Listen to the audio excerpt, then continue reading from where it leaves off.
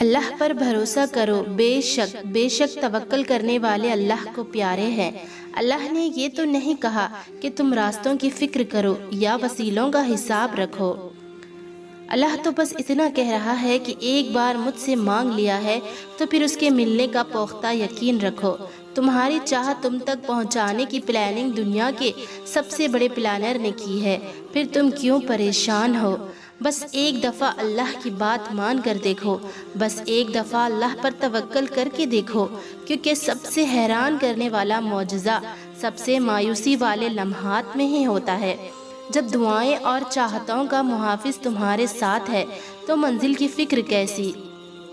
اللہ تعالیٰ ان دعاؤں کو کبھی نہیں بھولتا جو تم نے اس کی رضا کے لیے قربان کر دی ہے۔ اللہ کے لیے جو کھو دیا جاتا ہے وہ کبھی بھی گم نہیں ہوتا، وہ پلٹ کر واپس ضرور آتا ہے۔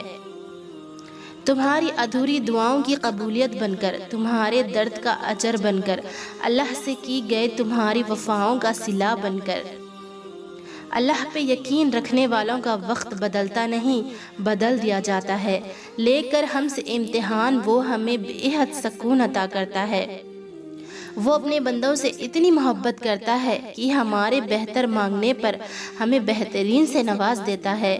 اوروں کے سامنے ہاتھ پھیلانے سے شرمندگی اور مایوسی ہوتی ہے، اور اپنے اللہ سبحانہ وتعالیٰ کے آگے ہاتھ پھیلانے سے وہ ہمیں اپنے رنگوں میں رنگ دیتا ہے، کبھی مایوس نہیں لوٹاتا اپنی چوکھٹ سے۔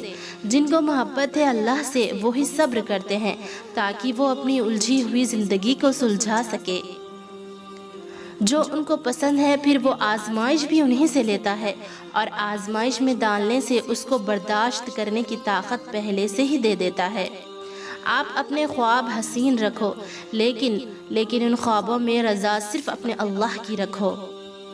جب 70 ماؤں سے بھی زیادہ پیار کرنے والا مل جائے تو کیا کوئی ضرورت رہے گی آپ کو کسی کے سہارے کی؟ بالکل نہیں۔ دوستو، اس ویڈیو کو آگے ضرور شیئر کریں، اور ہماری ویڈیو اچھے لگے تو ہمارے چینل راہ الدین ڈاٹر آف مریم کو ضرور سبسکرائب کریں، اور ساتھ میں بیل نوٹیفیکیشن آن کریں تاکہ ہمارے آنے والی ویڈیو آپ کو بر وقت ملتی رہے۔ جزاک اللہ خیر۔ السلام علیکم ورحمۃ اللہ وبرکاتہ۔